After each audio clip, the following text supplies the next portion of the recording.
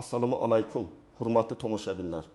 Bugun men sizga juda muhim, har bir xonadon egasiga, kvartirada yashayotgan oilaga ipoteka olganlarga, kadastr to'liq bo'lmagan uyda yashayotganlarga va qarzdorligi bor fuqarolarga bevosita tegishli mavzuni tushuntirib beraman. Internetda uyingizni tortib olishadi. Yangi qonun chiqdi. Darhol ko'ring degan gaplar ko'paydi. Men esa vahma emas, aniq tushuncha beraman. Qaysi holatda uy haqiqatan ham xavf ostida bo'ladi? Qaysi holatda hech kim sizning uyingizga tega olmaydi? Va eng muhimi, bugunoq nima qilish kerak? Bu ma'lumotni oxirigacha ko'rmasangiz, oddiy bir hujjat yetishmagani, bitta qaror yoki sud xatini vaqtida olmaganingiz sababli katta muammoga tushib qolishingiz mumkin. Shuning uchun hoziroq kanalga obuna bo'ling, videoga like bosing. Chunki men bunday huquqiy masalalarni oddiy tilda xalq tushunadigan qilib tushuntirib boraman. Men eng avval bir narsani aniq aytib qo'yaman. Hech kim kelib qonun chiqdi, endi uyingiz bizniki deb sizning uyingizni shunchaki tortib olib keta olmaydi. Uy-joy, yer ochastkasi, kvartira, hovli mulk huquqi bilan himoyalangan. Lekin qonunda uyga nisbatan cheklov qo'yilishi, undiruv qaratilishi, buzilishi yoki davlat va jamoat ehtiyojlari uchun olib qo'yilishi mumkin bo'lgan holatlar bor. Xavf aynan shu joyda. Oldin ko'p odamlar kadastrim bo'lmasa ham yashayveraman. Qarzim bo'lsa ham uyimga tegishmaydi. Sud xati kelsa bormasam ham bo'ladi. Ambib chaqirsa keyinroq hal qilaman deb o'ylardi. Amaliyotda ham ba'zan hujjatlar qog'ozda qolib ketardi. Bazalar bir-biriga ulanmagan edi. Qarzdorliklar yillar davomida osilib turardi. Endi esa vaziyat boshqacha. Davlat idoralari, kadastr, soliq banklar, sud ijrochilari, notariuslar va elektron reyestrlar o'rtasida ma'lumot almashinuvi kuchaydi. Uy-joyga oid qarorlar, taqiq, garov, xatlov ijro ishi, qarzdorlik va mulk egasi haqidagi ma'lumotlar tezroq aniqlanadi. Ya'ni o'zgarishning mohiyati shuki, huquqiy tartib qattiqlashdi, nazorat kuchaydi, elektron tizimlar orqali ko'rmay yurish qiyinlashdi. Agar sizda hammasi qonuniy bo'lsa, bu yomon emas. Aksincha, mulkingizni himoya qiladi. Lekin hujjatingiz chala bo'lsa, uy garovda bo'lsa, qarzingiz bo'lsa, sud qarori chiqib ketgan bo'lsa, noqonuniy qurilish qilgan bo'lsangiz yoki yer hujjati bilan uy hujjati bir-biriga mos kelmasa, mana shu holatlar xavf tug'diradi. Birinchi xavf guruhi ipoteka yoki bank krediti evaziga uy olganlar.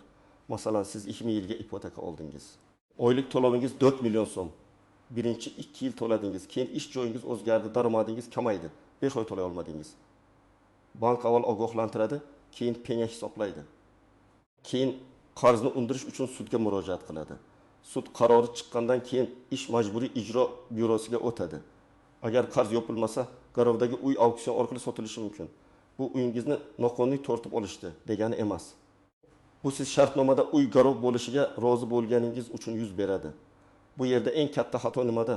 Odamlar bankdan yashirinadi. Telefonni ko'tarmaydi, ogohlantirishga javob bermaydi, sudga bormaydi. Keyin esa uyimni olib qo'yishmoqchi deydi. Men ekspert sifatida aytaman. Bunday vaziyatda eng to'g'ri yo'l bank bilan qayta tuzish, muddatni uzaytirish, qarzni restrukturizatsiya qilish, to'lov jadvalini o'zgartirish haqida yozma ariza berishdir. Og'zaki gap emas. Albatta yozma ariza. Ikkinchi xavf guruhi katta miqdorda qarzi borlar. Bu qarz aliment bo'lishi mumkin, bank krediti bo'lishi mumkin, soliq qarzi bo'lishi mumkin, zarar undirish bo'lishi mumkin. Masalan, fuqaro tadbirkorlik qilgan, taxizin million so'm soliq qarzi yig'ilgan yoki boshqa birovdan midexi million so'm qarz olib notarial tilxat bergan. Sud qarori chiqqandan keyin ijrochi avval hisob raqamlarini, avtomobilni, daromadni tekshiradi. Agar qarzni qoplashga boshqa mol-mulk yetmasa, ko'chmas mulkka nisbatan ham taqiq qo'yilishi, xatlov qilinishi va sotuvga chiqarilishi mumkin. Lekin bu yerda juda muhim noziklik bor. Fuqaroning yagona yashash joyi masalasi oddiy qarzlarda alohida himoyaga ega bo'lishi mumkin. Lekin bu himoya har doim ham mutlaq emas. Agar garovga qo'yilgan bo'lsa, masalan, ipoteka yoki kredit ta'minoti sifatida bu mening yagona uyim degan dalil har doim qutqarmaydi. Chunki siz o'sha uyni garov sifatida ko'rsatgansiz. Agar uy hashamatli katta mulk bo'lib, qarzni qoplashning yagona manbai bo'lsa, sud va ijro tartibida masala boshqacha baholanishi mumkin. Shuning uchun har bir ishda hujjat va holat alohida ko'riladi. Uchinchi xavf guruhi kadastr yo'q yoki hujjatlari chala uyda yashayotganlar. Masalan, odam 2010 yilda yer sotib olgan, qo'lida faqat oddiy tilxat bor. Keyin u yerga uy qurgan, gaz, svet ulagan 10 yildan beri yashaydi. lekin kadastr qilmagan, oldi sotdi notariusdan o'tmagan yerning maqsadi nima ekani aniq emas. Endi elektron bazalarda bu mulk uning nomidan chiqmaydi. Agar hududda rekonstruksiya, yo'l kengaytirish, nizoli yer masalasi yoki boshqa tekshiruv bo'lsa, birinchi navbatda aynan shunday uylar muammoga tushadi. Ko'p odam men bu yerda 15 yildan beri yashayman, demak uy meniki deb o'ylaydi. Yashab kelishning o'zi mulk huquqini avtomatik bermaydi. Mulk huquqi hujjat bilan tasdiqlanadi. Kadastr, davlat ro'yxatidan o'tgan huquq, notarial shartnoma, meros guvohnomasi, sud qarori yoki hokim qarori kabi asoslar bo'lishi kerak. Agar bular bo'lmasa, sizning eng katta vazifangiz zudlik bilan hujjatni qonuniylashtirish imkoniyatini tekshirishdir. 4-xavf guruhi. Noqonuniy qurilish qilganlar. Masalan, hovlining oldiga qo'shimcha do'kon qurildi. Ko'p qavatli uyda balkon kengaytirildi. Umumiy yo'lak egallab olindi. Tom qismiga qo'shimcha xona qurildi. Yer uchastkasi chegarasidan chiqib ketildi. Bunday holatlar mening hovlim, nima qilsam o'zim bilaman degan tushuncha bilan hal bo'lmaydi. Qurilish normalari, qo'shnining huquqi, yong'in xavfsizligi, kommunal tarmoqlar, umumiy foydalanish joylari bor. Agar qurilish hujjatsiz bo'lsa, uni buzdirish haqida da'vo kiritilishi mumkin. Ba'zan odam uyning asosiy qismini emas, qo'shimcha qurilgan qismini yo'qotadi. Lekin aynan shu qo'shimcha qism butun uyga zarar yetkazsa, muammo kattalashadi. 5-xavf guruhi. Meros hujjatini rasmiylashtirmagan oilalar. Juda ko'p holatda ota-onadan qolgan uyda farzandlardan biri yashaydi, boshqalari chetda. Hammamiz rozimiz deyiladi, lekin notariusga borilmagan, meros ochilmagan. Ulushlar aniqlanmagan. Oradan 5 yil o'tadi. Aka-uka yoki opa-singillar o'rtasida kelishmovchilik chiqadi. Kimdir o'z ulushini talab qiladi, kimdir uyga taqiq qo'ydiradi. Natijada uy sotilmaydi, ta'mirlanmaydi, garovga qo'yilmaydi. Hatto yashayotgan odam ham o'zini to'liq egadek his qila olmaydi. Yangi tartiblar va elektron reyestrlar kuchaygani sari bunday chala holatlar ko'proq yuzaga chiqadi. Endi kim xavotir olmasligi kerak? Agar uyingiz kadastrdan o'tgan bo'lsa, mulk huquqi sizning nomingizda bo'lsa, uy garovda bo'lmasa, katta qarzdorlik yoki sud ijro ishi bo'lmasa, qurilish chegaradan chiqmagan bo'lsa, soliq va kommunal majburiyatlar nazoratda bo'lsa, siz vahima qilishingiz shart emas. Hech kim sizdan uyni asossiz olib qo'ya olmaydi. Lekin men baribir har bir odamga yiliga kamida bir marta ko'chmas mulk hujjatlarini tekshirishni tavsiya qilaman. Birinchi nozik jihat, uy nomingizda bo'lsa ham unda taqiq bo'lishi mumkin. Taqiq degani siz uyni sota olmaysiz, hadya qila olmaysiz, garovga qo'ya olmaysiz. Taqiq sud, ijrochi bank, tergov organi yoki boshqa vakolatli organ qarori bilan qo'yilishi mumkin. Ko'p odam buni faqat sotmoqchi bo'lganda biladi. Masalan, fuqaro kvartirasini sotmoqchi bo'ladi. Xaridor topadi, pul kelishiladi. Notariusga boradi.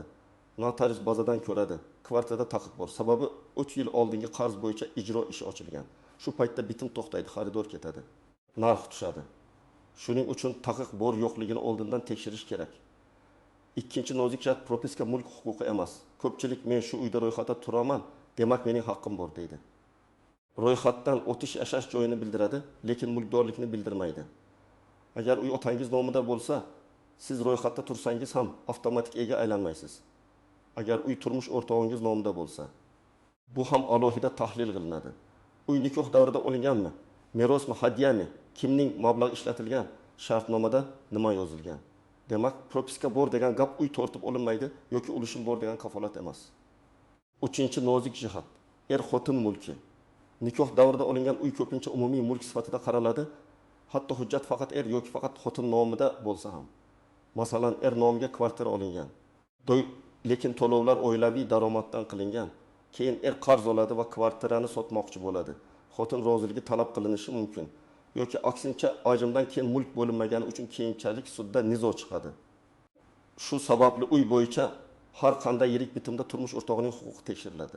4-chi nozik jihat, davlat va jamoat ehtiyojlari uchun yer olib qo'yilishi. Bu eng ko'p vahima qilinadigan masala. Agar hududda yo'l, metro, elektr tarmog'i, maktab, shifoxona, davlat obyekti yoki boshqa jamoat ehtiyoji bo'lsa, qonunda belgilangan tartibda yer uchastkasi olib qo'yilishi mumkin. Lekin bu ham bugun kelib buzib tashlashadi degani emas. Baholash, xabardor qilish, kompensatsiya, kelishuv, ko'chirish, nizo bo'lsa sud tartibi bo'lishi kerak. Sizning vazifangiz kompensatsiya miqdorini tekshirish, baholovchi xulosasini o'rganish, hujjatlarni topshirish, rozilik yoki e'tirozni yozma berish. og'zaki rozi emasman deyish yetarli emas. 5-nozik jihat. Kommunal qarz bilan uy olib qo'yiladimi? Oddiy elektr, gaz, suv yoki chiqindi qarzi borligi uchun odatda darhol uy sotib yuborilmaydi. Lekin katta qarzdorlik sudga o'tsa, ijro ishi ochilsa, barcha mol-mulkka nisbatan cheklovlar yuzaga kelishi mumkin. Masalan, 2 million so'm kommunal qarz uchun uy sotilishi ehtimoli amalda juda past. Chunki mutanosiblik degan tamoyil bor. Lekin qarzlar yig'ilib, jarima, penya, sud xarajatlari qo'shilib, boshqa qarzlar bilan birga katta summaga aylansa muammo jiddiylashadi. 6-nozik jihat. Uyni arzon narxda sotib yuborish xavfi. Ijro tartibida mulk auksionga chiqarilsa, baholash natijasi siz kutgandan past bo'lishi mumkin. Masalan, bozor narxi 7 million so'm deb o'ylaysiz, baholash 76 million chiqadi. Auksionda talab bo'lmasa, narx pasayishi mumkin. Natijada uy sotiladi, qarz yopiladi. Qolgan pul sizga qaytariladi, lekin siz bozor narxidagi mulkdan ayrilasiz. Shuning uchun ijro auksionigacha yetkazmasdan muammoni hal qilish eng to'g'ri yo'l. 7-nozik jihat. Soxta hujjat va og'zaki kelishuvlar. Tanishing hal qilib beradi. Kadastrsiz ham bo'ladi. Notariussiz pul beravering, keyin nomingizga o'tkazib beramiz degan gaplar eng xavfli tuzoq. Ko'chmas mulkda pulni faqat hujjat asosida, notarial va davlat ro'yxatidan o'tadigan tartibda berish kerak. Oddiy tilxat sizga pul berganingizni isbotlashi mumkin, lekin mulk egasiga aylantirmaydi. Birinchi qadam, kadastr hujjatingizni tekshiring. Qo'lingizda kadastr pasporti, davlat ro'yxatidan o'tgan mulk huquqi, yer uchastkasining huquqiy asosi bo'lishi kerak. Agar eski hujjatlar bo'lsa, ularni yangilash kerakmi? Elektron bazada chiqyaptimi? Chegaralar to'g'rimi? Maydon bir xilmi? Shuni tekshiring. Buning uchun kadastr organlariga, davlat xizmatlari markaziga yoki tegishli elektron xizmatlarga murojaat qilasiz. Ikkinchi qadam, uyingizda taqiq yoki garov bor yo'qligini biling. Agar ipoteka bo'lsa, bankdan qarz qoldigi haqida ma'lumot oling. Agar avval kredit uchun garov qo'yilgan bo'lsa, kredit yopilgandan keyin garov yechilganmi? Reyestrda ham olib tashlanganmi? Albatta tekshiring. Ko'p odam kreditni yopadi, lekin garovni yechish hujjatini oxirigacha rasmiylashtirmaydi. Keyin uy sotish paytida muammo chiqadi. 3-qadam, sud va ijro ishlarini tekshiring. Agar sizga nisbatan sud qarori chiqqan bo'lsa, men bilmagan edim deyish har doim ham yordam bermaydi. Manzilingiz noto'g'ri bo'lgan, xatni olmagan, telefonni ko'tarmagan bo'lishingiz mumkin, lekin jarayon ketgan bo'ladi.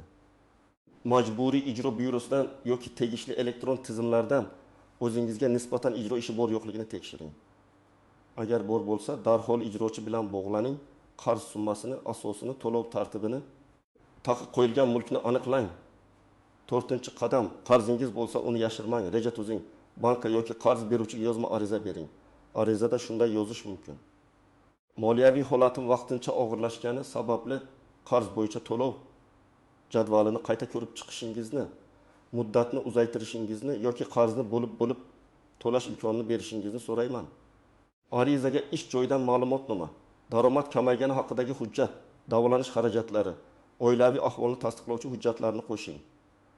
Maqsad siz muammodan qochmayotganingizni ko'rsatish.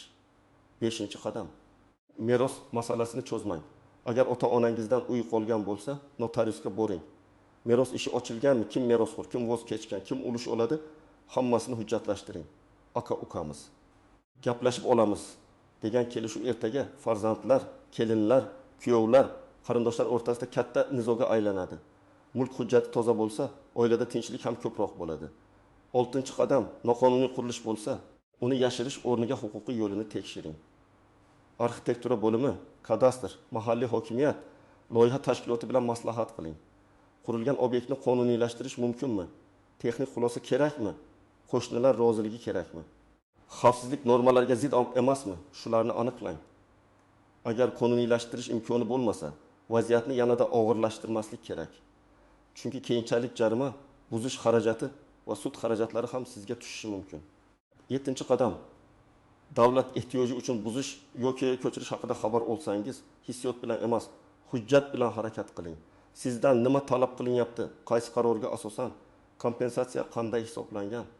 Baholash xulosasi bormi? Yangi uy beriladimi yoki pulmi? Muddat qancha, bularni yozma so'rang. Agar baholash past deb hisoblasangiz, mustaqil baholovchiga murojaat qiling. Agar huquqingiz buzilsa, sudga da'vo kiritish yoki yuqori tashkilotlarga shikoyat qilish mumkin. Muhimi, imzo qo'yishdan oldin o'qing, keyin to'g'rilab beramiz degan gapga ishonib, bo'sh hujjatga yoki tushunmagan kelishuvga imzo qo'ymang. 8-qadam. Barcha hujjatlarni bir papkaga yig'ing. Uy bo'yicha sizda quyidagilar bo'lishi kerak. Kadastr hujjati, mulk huquqini tasdiqlovchi hujjat, oldi-sotdi yoki hadya shartnomasi, meros guvohnomasi bo'lsa, uning nusxasi, nikoh guvohnomasi. Turmush o'rtog'i roziligi kerak bo'lgan hujjatlar, bank garovi bo'lsa shartnoma va to'lovlar, kredit yopilgan bo'lsa garov yechilganini tasdiqlovchi hujjat, soliq va kommunal to'lovlar bo'yicha ma'lumotlar. Hujjatlarning skaner nusxasini ham saqlang. 9-qadam, agar suddan xat kelsa, uni e'tiborsiz qoldirmang. Sudga bormasangiz ish sizsiz ko'rilishi mumkin. Siz esa o'z dalilingizni aytmay qolasiz. Masalan, qarz summasi noto'g'ri hisoblangan bo'lishi mumkin. Muddat o'tgan bo'lishi mumkin. Siz to'lagan kvitansiyalar hisobga olinmagan bo'lishi mumkin. Uyga nisbatan da'vo asossiz bo'lishi mumkin. Bularni faqat sudda aytasiz, hujjat bilan isbotlaysiz. 10-qadam, mutaxassisdan maslahat oling. Har bir holat bir xil emas. Kimdadir ipoteka, kimdadir meros, kimdadir yer hujjati, kimdadir noqonuniy qurilish, kimdadir mib ishi bo'ladi. Internetdagi umumiy maslahat foydali, lekin aniq qaror uchun hujjatni ko'rish kerak. Advokat, yurist, notarius, kadastr mutaxassisi bilan maslahatlashish uy yo'qotilgandan keyin yugurishdan ancha arzon tushadi. Demak, men bugun sizga eng muhim narsani tushuntirdim. Uy hech qachon shunchaki asossiz tortib olinmaydi. Lekin qarz, garov, sud qarori, ijro ishi, kadastr muammosi, noqonuniy qurilish, meros nizosi yoki davlat ehtiyoji bo'lsa, uy joyingiz xavf ostiga tushishi mumkin. Eng katta himoya vahm emas, hujjat. Hujjatingiz toza bo'lsa, qarzlaringiz nazoratda bo'lsa, sud va ijro xabarlarini e'tiborsiz qoldirmasangiz, mulkingizni himoya qila olasiz. Hozir sizdan so'rayman, uyingizning kadastri to'liqmi? Qarz yoki taqiq bor yo'qligini tekshirganmisiz? Meros masalasi rasmiylashtirilganmi? Kommentariyada yozib qoldiring. Qaysi holat sizga eng dolzarb? Agar video foydali bo'lgan bo'lsa, like bosing, yaqinlaringizga yuboring. Chunki bu ma'lumot bir oilani katta muammodan saqlab qolishi mumkin. Kanalga obuna bo'ling. Men esa keyingi videolarda uy-joy, qarz, sud, kadastr va mulk huquqi bo'yicha eng kerakli mavzularni oddiy tilda tushuntirishda davom etaman.